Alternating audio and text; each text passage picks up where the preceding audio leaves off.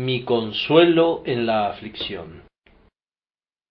Ella es mi consuelo en mi aflicción, porque tu dicho me ha vivificado. Salmo 119:50.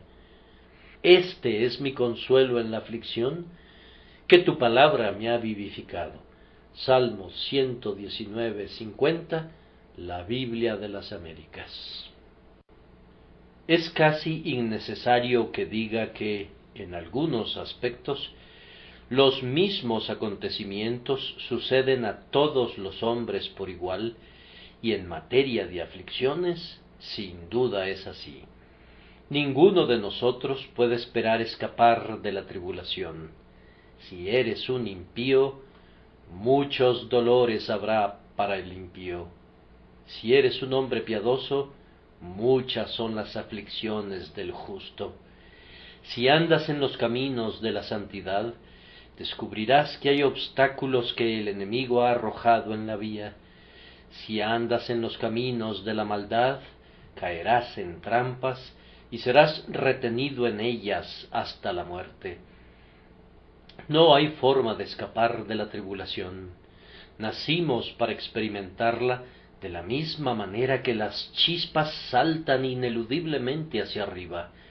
Cuando nacemos por segunda vez, aunque heredamos innumerables misericordias, nacemos ciertamente para experimentar otro conjunto de problemas, pues entramos en pruebas espirituales, en conflictos espirituales, en aflicciones espirituales y cosas semejantes, de tal manera que experimentamos un doble conjunto de angustias al tiempo que recibimos dobles misericordias.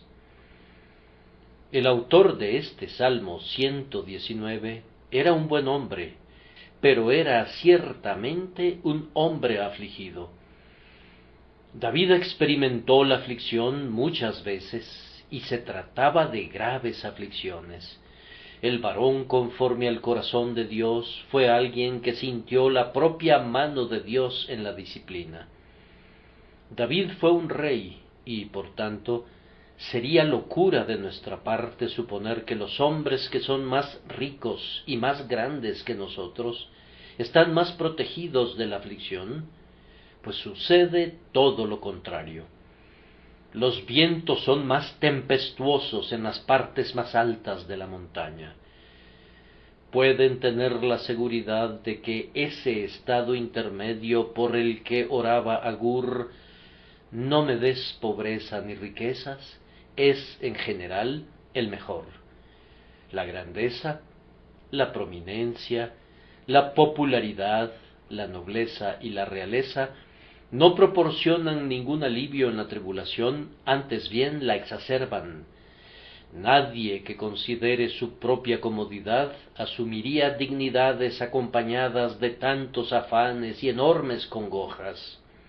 Hijo de Dios, recuerda que ni la bondad ni la grandeza pueden librarte de la aflicción.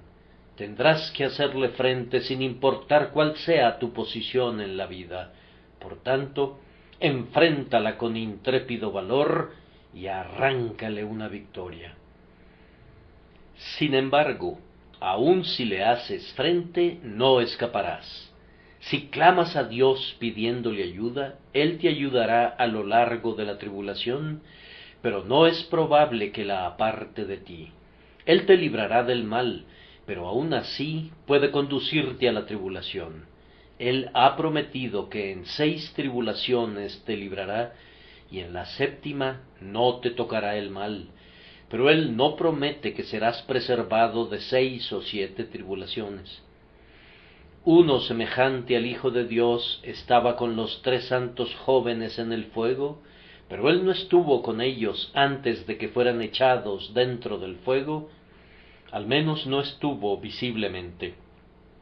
Y Él no estuvo con los jóvenes ya fuera para apagar el fuego o para impedir que fueran echados dentro del fuego.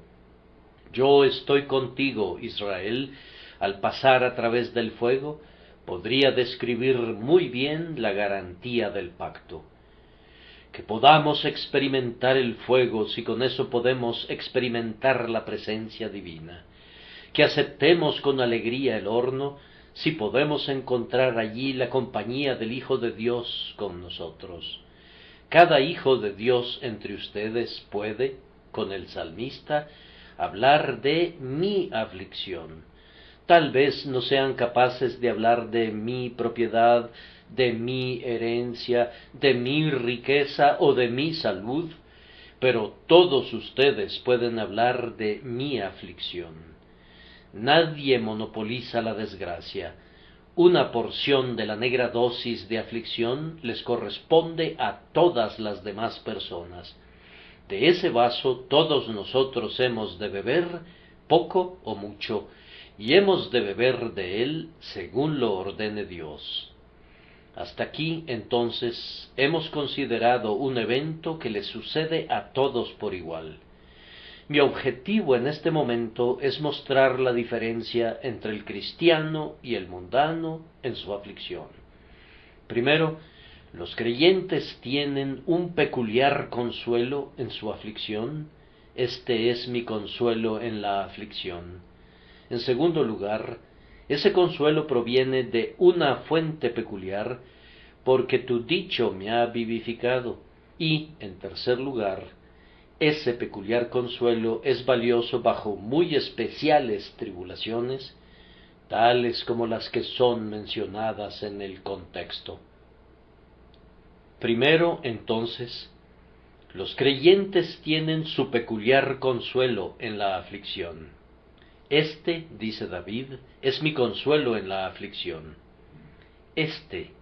Reflexionen en la palabra como indicando algo diferente de las consolaciones de otros hombres.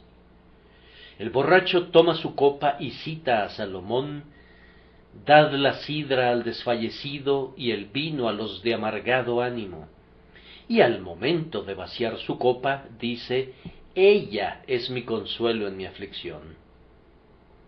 El avaro esconde su oro, sujeta su bolsa y la hace tintinear. Oh, la música de esas notas de oro. Y exclama: ella es mi consuelo en mi aflicción. Los hombres tienen en su mayoría un consuelo u otro. Algunos tienen consuelos permisibles, aun cuando sólo sean de menor calidad. Encuentran consuelo en la simpatía de los hombres, en la amabilidad doméstica, en la reflexión filosófica, en el contentamiento hogareño, pero tales consuelos generalmente fallan, siempre fallan, cuando la tribulación se torna sumamente severa. Ahora bien, de igual manera que el hombre perverso y el hombre mundano pueden decir de una cosa o de otra: esto es mi consuelo, el cristiano se hace presente y, llevando consigo la palabra de Dios rebosante de ricas promesas, dice: ella es mi consuelo en mi aflicción. Ustedes declaran cuál es su consuelo y yo declaro el mío. Ella es mi consuelo. Evidentemente no se avergüenza de su consuelo, evidentemente está dispuesto a presentar el solaz que prefiere a todos los demás. Y mientras otros dicen: yo derivo consolación de esto y yo de aquello, David abre la Santa Escritura y exclama alegremente: ella es mi consuelo. ¿Puedes decir tú lo mismo? En oposición a cualquier otra cosa, esta promesa de Dios, este pacto de su gracia, es mi consuelo. Ahora lean en otro sentido, el de indicar que sabía en qué consistía. Es mi consuelo. Él puede explicar cuál es su consuelo.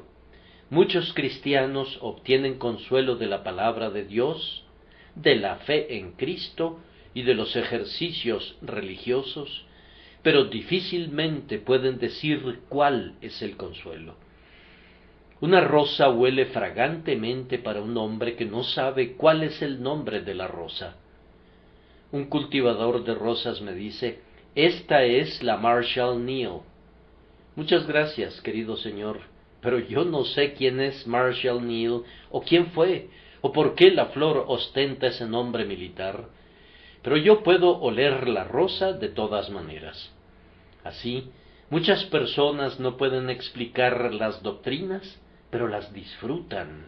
Después de todo, la experiencia es mejor que la exposición. Con todo, es algo espléndido cuando ambas cosas van juntas, de tal manera que el creyente puede decirle a su amigo: escucha, yo te lo diré, este es mi consuelo. Yo vi cuán feliz eras, querido amigo, cuando estabas en la tribulación. Vi que estabas enfermo el otro día y noté tu paciencia. Sabía que habías sido calumniado y vi cuán tranquilo estabas.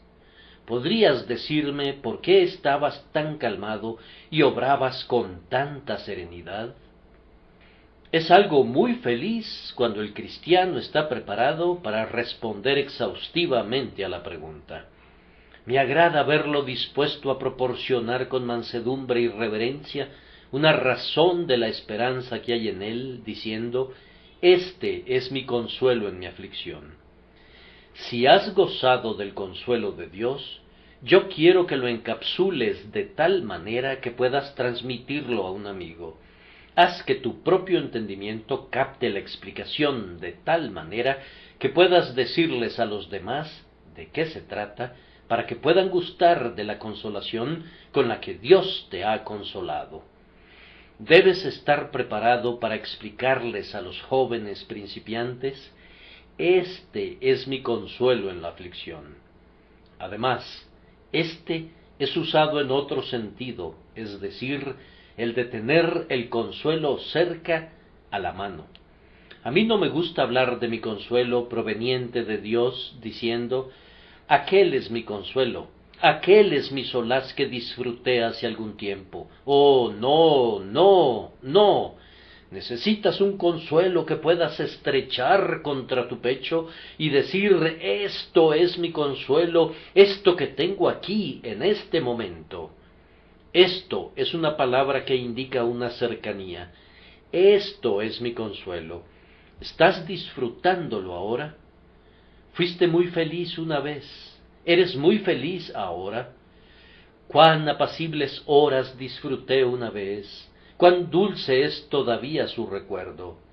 Sí, eso está muy bien, Cowper, pero sería mejor que cantaras: cuán apacibles horas disfruto ahora, cuán dulce es la hora presente. Este es mi consuelo, todavía lo tengo conmigo. Así como mi aflicción está presente en mí, así mi consolación está presente en mí.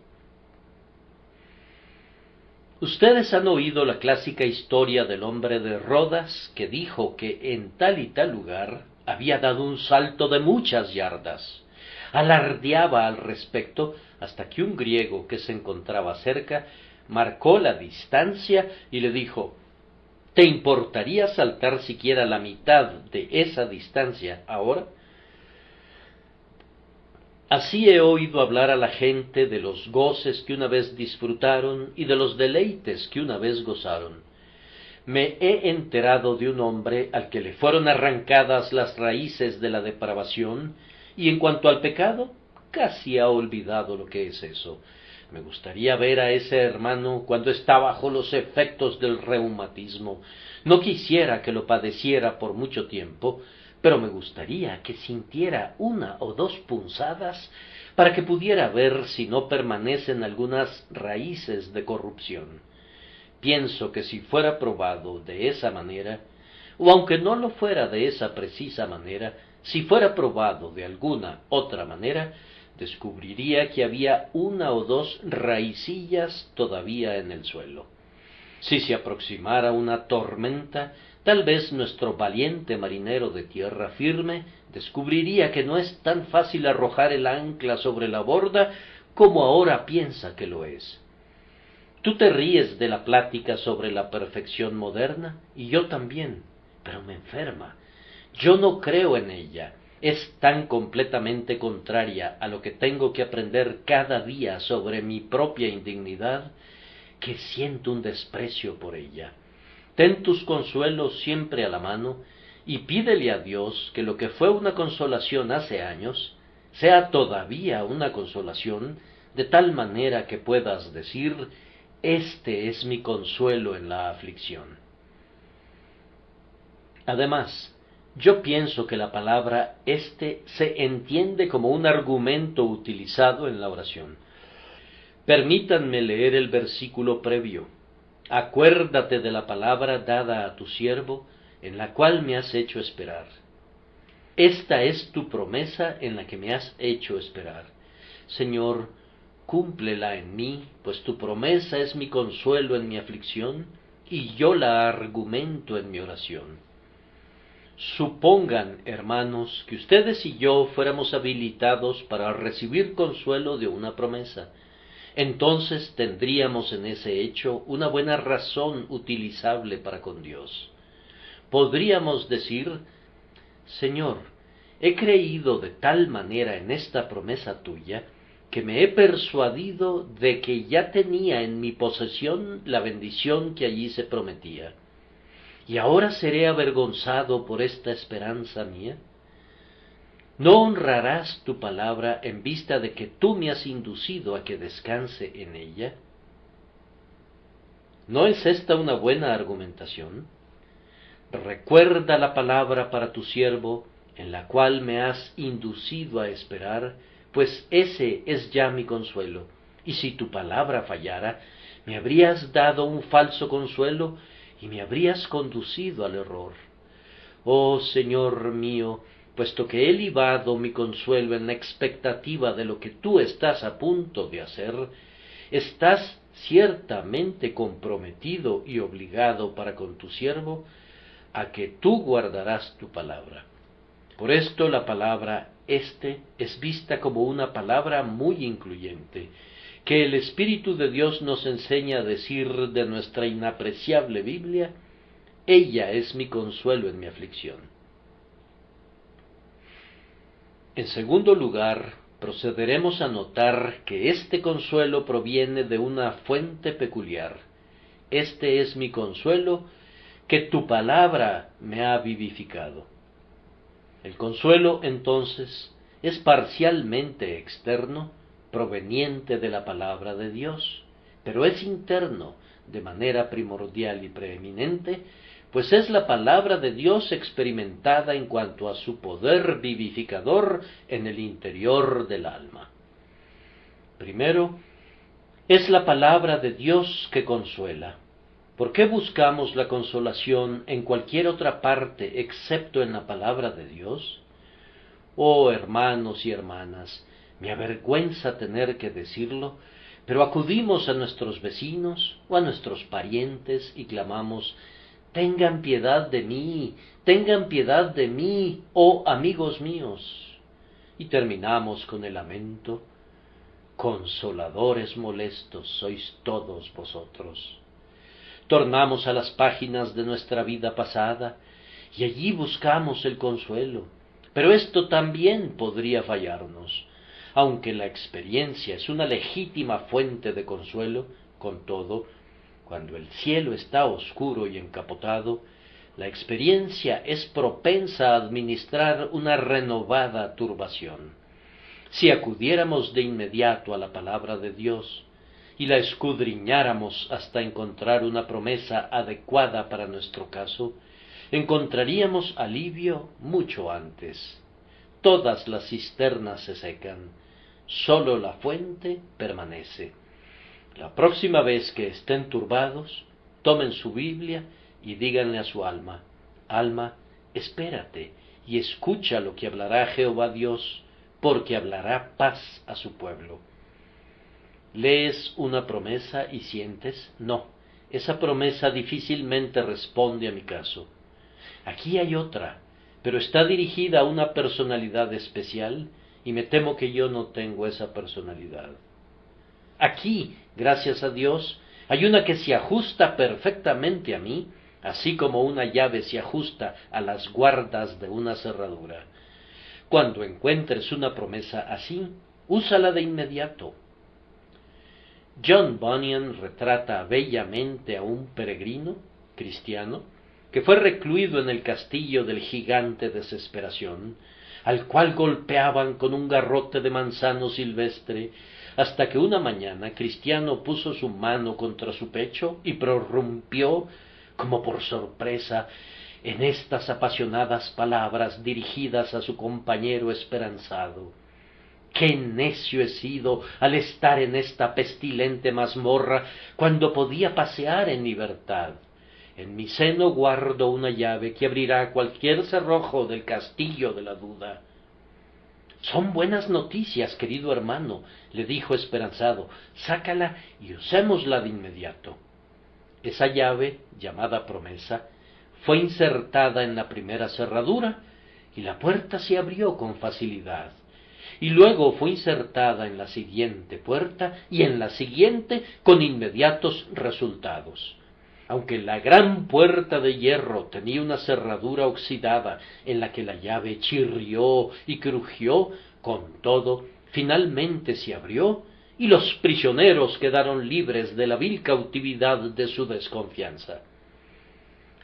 La promesa ha abierto siempre la puerta, cada una de las puertas, sí, y todas las puertas de la desesperación se abrirán con esa llave llamada promesa, con sólo que un hombre sepa cómo sostenerla firmemente y girarla sabiamente hasta que el pasador se desplace. Ella es mi consuelo en mi aflicción, dice el salmista, es decir, la propia palabra de Dios. Queridos amigos, acudan presurosos a este consuelo en todo tiempo de aflicción. Lleguen a familiarizarse con la palabra de Dios para que puedan hacerlo. A mí me ha resultado muy útil llevar en mi bolsillo las preciosas promesas de Clarke y recurro a ese librito en la hora de la tribulación. Si vas al mercado y hay la probabilidad de que hagas una transacción que requiera un pago de inmediato, siempre llevas contigo un talonario de cheques. De igual manera, lleva contigo las preciosas promesas para que puedas recurrir a la palabra que se adapte a tu caso. Yo he buscado las promesas para los enfermos cuando me he encontrado en esa condición, o he recurrido a las promesas para los pobres, para los abatidos, para los cansados y casos similares, de acuerdo a mi propia condición, y siempre he encontrado una escritura apropiada para mi caso. Yo no necesito una promesa para el enfermo cuando me encuentro perfectamente bien. No necesito un bálsamo para un corazón quebrantado cuando mi alma se regocija en el Señor. Pero es muy útil saber dónde has de poner tu mano sobre las apropiadas palabras de aliento cuando surja la necesidad. Así, el consuelo externo del cristiano es la palabra de Dios.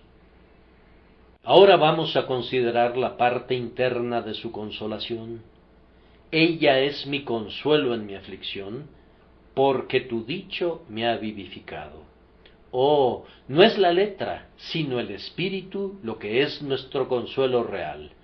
No miramos a ese libro que tiene tal encuadernación y tal cantidad de papel y tal cantidad de tinta, sino al testigo viviente dentro del libro.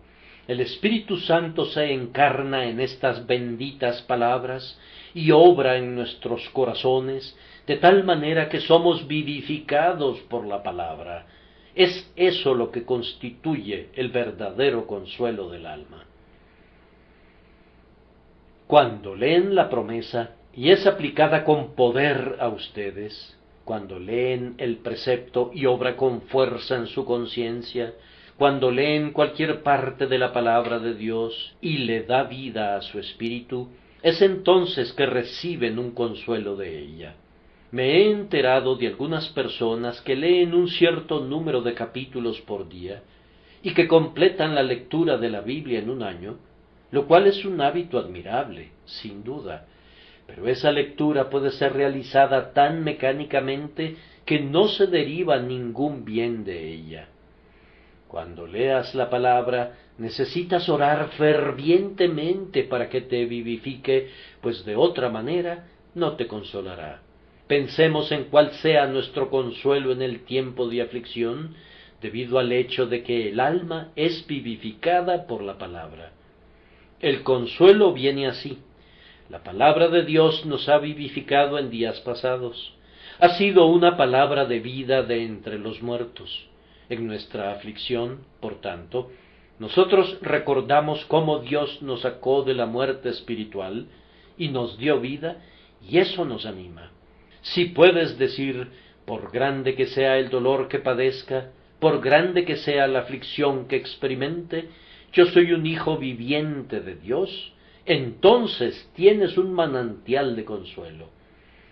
Es mejor ser el más afligido hijo de Dios que ser el mundano más alegre. Es mejor ser el perrillo de Dios que ser el mimado del diablo. Hijo de Dios, consuélate con esto. Si Dios no me ha dado un blando lecho, ni me ha dejado ileso, con todo, Él me ha vivificado por su palabra, y este es un favor especial. Así nuestra primera vivificación de la muerte espiritual es un soleado recuerdo. Después de que somos vivificados, necesitamos ser revividos en el deber, ser revividos en el gozo, ser revividos en todo ejercicio santo, y somos felices cuando la palabra nos da esta repetida vivificación. Querido amigo, si al mirar al pasado tú puedes decir, tu dicho me ha vivificado, he experimentado mucho gozo al oír tu palabra, he sido llenado de energía por medio de tu palabra, por tu palabra he sido conducido a correr por el camino de tus mandamientos, todo esto será un gran consuelo para ti. Entonces puedes suplicar, oh Señor, aunque pudieras haberme negado mucho del gozo que otras personas tienen, con todo, tú me has vivificado a menudo. Oh, que así sea de nuevo, pues ese es mi consuelo. Espero estar dirigiéndome a muchos cristianos experimentados que pueden decir que la palabra de Dios los ha refrescado frecuentemente cuando se han encontrado en las profundidades de la turbación y que los ha arrebatado de las puertas de la tumba. Y si pueden dar este testimonio, saben cuánto consuelo hay en la vivificación por la palabra de Dios, y pedirán sentir de nuevo esa influencia vivificadora para poder tener así buen ánimo. Hermanos y hermanas, es algo muy extraño que cuando Dios quiere hacer algo, a menudo hace otra cosa. Cuando quiere consolarnos, ¿qué hace? Nos consuela. Sí y no. Nos vivifica y así nos consuela. Algunas veces el camino recto es una ruta tortuosa. Dios no nos da el consuelo que pedimos mediante un acto contundente, sino que nos vivifica y de esa manera obtenemos el consuelo. Allí está una persona muy abatida y deprimida. ¿Qué hace con ella un doctor sabio? No le da una bebida fuerte para que actúe como un estímulo temporal para su ánimo, pues eso desembocaría en una reacción en la que la persona se hundiría todavía más. Más bien le da un tónico y la fortalece, y cuando la persona está más fuerte, se pone más feliz y se quita de encima su nerviosismo. El Señor consuela a sus siervos vivificándolos. Este es mi consuelo en la aflicción, que tu palabra me ha vivificado. Me estoy dirigiendo ahora a algunos de los presentes que han experimentado una larga enfermedad, y es un gozo ver que han podido salir a la calle otra vez esta noche. ¿Acaso la palabra de Dios no los ha vivificado con frecuencia en la enfermedad? Tal vez hayan sido indolentes mientras gozaban de salud, pero la enfermedad les ha hecho sentir el valor de la promesa, el valor de la bendición del pacto, y entonces han clamado pidiéndole esas cosas a Dios. Pudieran haber estado preocupados antes por los afanes mundanos, pero se vieron obligados a desprenderse de ellos en el tiempo de la enfermedad, y su única preocupación ha sido estar más cerca de Cristo y recostarse apaciblemente en el pecho de su Señor. Algunas veces, estando en la prosperidad, raramente oraban, pero les garantizo que sí oraron cuando estaban a punto de morir y languidecían a las puertas de la muerte. Su aflicción vivificó sus oraciones. Hay un hombre que trata de escribir con una pluma de ave, pero su pluma sólo producirá un grueso trazo. Entonces toma un cuchillo y corta firmemente al extremo del cálamo de la pluma hasta que consigue escribir de manera admirable. De igual manera, nosotros tenemos que ser cortados con el filoso cuchillo de la aflicción, pues sólo entonces puede usarnos el Señor. Vean cuán pronunciadamente cortan los viñadores sus vides. Eliminan todo retoño a tal punto que la vid se mira tan seca como una vara.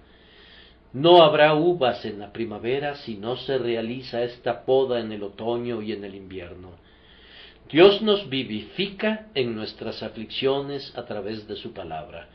Nuestras aflicciones tienen el propósito de ejercer una acción saludable en nuestras almas.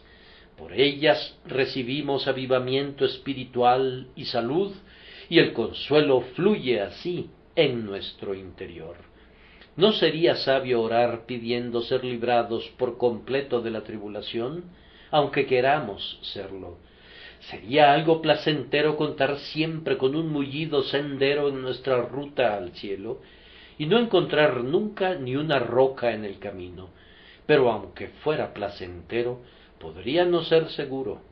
Si la ruta fuera una superficie de fino césped, que es recortado cada mañana con una cortadora de pasto, y mantenido tan fino como si fuera terciopelo, me temo que no llegaríamos nunca al cielo, pues nos dilataríamos demasiado en el camino. Las patas de algunos animales no están adaptadas para lugares lisos, y, hermanos, ustedes y yo pertenecemos a una raza que tiene pies muy resbaladizos. Resbalamos aun cuando los caminos sean planos. Es fácil ir cuesta abajo, pero no es fácil hacerlo sin ningún tropiezo. John Bunyan nos dice que cuando Cristiano atravesó el Valle de la Humillación, la lucha que sostuvo allí con Napoleón se debió, en gran manera, a los resbalones que sufrió al bajar por la colina que descendía al valle. Dichoso aquel que está en el Valle de la Humillación, pues el que está en el suelo no teme caer.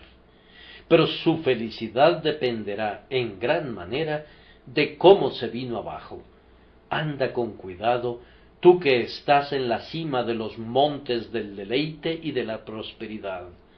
Despacio, no sea que por ventura tus pies se deslicen y sufras algún daño.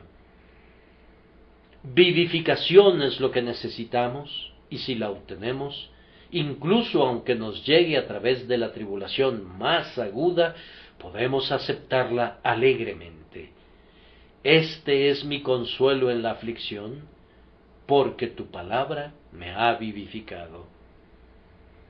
Por último, y muy brevemente, mencionaré que hay ciertas tribulaciones peculiares de los cristianos en las que este peculiar consuelo es especialmente excelente. Les pido amablemente que vean el Salmo y noten en el versículo 49 que el salmista sufría por una esperanza diferida.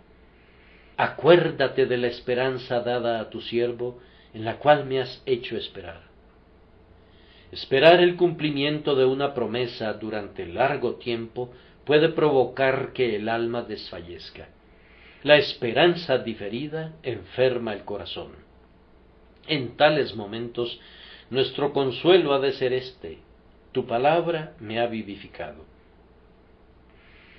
No he obtenido todavía lo que he pedido en mi oración, pero he sido vivificado mientras he estado orando.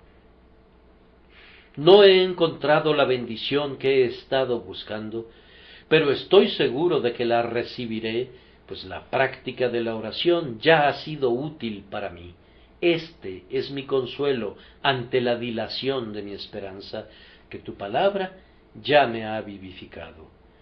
Noten el siguiente versículo, donde el salmista se encontraba sufriendo la gran tribulación del escarnio. Los soberbios se burlaron mucho de mí. El ridículo es una prueba muy dolorosa. Cuando los altivos son capaces de decir algo en contra nuestra que duele, cuando se ríen, sí, y se ríen grandemente, y nos tratan como al lodo de las calles, eso es causa de una severa aflicción, y frente a ella necesitamos de un sólido consuelo. Si en ese momento sentimos que aunque la palabra de un hombre duela, la palabra de Dios vivifica, entonces somos consolados. Si somos conducidos con mayor ahínco a Dios al ser escarnecidos por los hombres, podemos aceptar muy alegremente su desprecio y decir: Señor, yo te bendigo por esta persecución que me hace partícipe de los sufrimientos de Cristo. Yo digo que ser vivificados por la palabra, cuando los impíos nos desprecian, se convierte en un consuelo para nosotros. En el versículo 53 verán que David experimentaba el problema de vivir en medio de grandes blasfemos y de hacedores de una maldad ostensible. David dice: horror se apoderó de mí a causa de los inicuos que dejan tu ley. Los vicios de ellos lo horrorizaban, deseaba poder alejarse de su compañía y no ver ni oír nunca las cosas que lo acongojaban tanto. Pero si la propia visión y el sonido del pecado nos conducen a orar y nos obligan a clamar a Dios, el resultado es bueno, sin importar cuán doloroso pudiera ser el proceso. Si los hombres no maldijeran nunca en las calles, no seríamos conducidos a clamar a Dios con tanta frecuencia para que perdone sus palabras obscenas. Si ustedes y yo pudiéramos estar siempre encerrados en una torre de cristal y no ver nunca el pecado, ni oír nada con respecto a él, podría ser algo malo para nosotros. Pero si, cuando nos vemos forzados a ver la perversidad de los hombres y a oír sus maldiciones y denuestos, podemos sentir también que la palabra de Dios nos está vivificando, aun por nuestro horror al pecado, eso es bueno para nosotros. Tenemos un gran consuelo en esta especie peculiar de aflicción, aunque es sumamente doloroso para las personas de tierno corazón y de puras y delicadas mentes que moran cerca de Dios. Basta que lean el versículo 54 y verán indicada allí otra de las tribulaciones de David. Cánticos fueron para mí tus estatutos en la casa en donde fui extranjero. David vivió muchos cambios. Él experimentó todas las tribulaciones de la vida de un peregrino, las incomodidades de viajar por lugares donde no había una ciudad en la que pudiera quedarse. Pero afirma, ha sido mi consuelo en la aflicción. Tu palabra me ha hablado de una ciudad que tiene fundamentos. Tu palabra me ha asegurado que si bien soy un extranjero en la tierra, también soy un ciudadano del cielo. Tu palabra me ha vivificado, me he sentido tan fortalecido por tu palabra que me ha alegrado darme cuenta de que este no es mi reposo. Me alegra entender que debo partir a una tierra mejor, y entonces mi corazón se ha sentido feliz. Cánticos fueron para mí tus estatutos en la casa en donde fui extranjero. Por último, en el versículo 55, pueden ver que David estaba a oscuras. Dice: me acordé en la noche de tu nombre, oh Jehová, y guardé tu ley. Aún en la noche podía extraer consuelo de la influencia vivificadora que llega a menudo al alma por las Escrituras, incluso cuando está.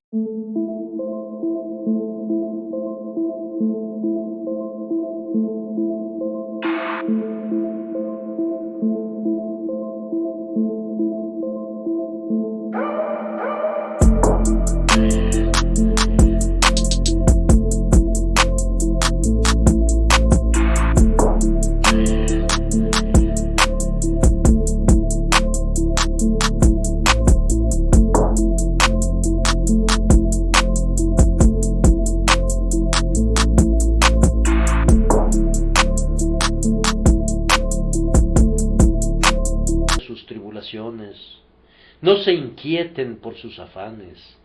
No esperen que este mundo produzca rosas sin espinas. No esperen impedir que broten los cardos y las espinas.